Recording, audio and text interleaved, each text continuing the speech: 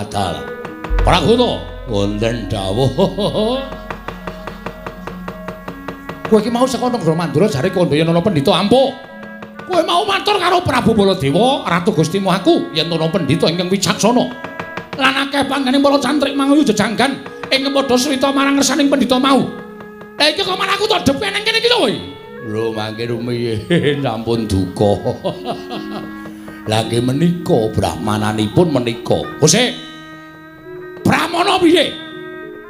Iketewe luwuk kaya ngono. Iki ora pangling iki. Wah, dalah, aku tau tate nyewa surjan iki. Surjan lurik iki mesti colongan iki. Kok ngene kok pendhita iki ampuhe ngono apa? Mangke rumiyin to panjenengan dipun suni priksa langkung mriyin. Sampun ngantos ngino dhateng Brahmana menika kala wau. Giri lusi jalma tan kena kinara. Ah, Pragota aku ora percaya. Aku ora percaya niki menungsa. Wujude kaya ngene kok Brahmana. Aku ora sudi kon suwita karo pendhita iki. Ayo bali Pragota.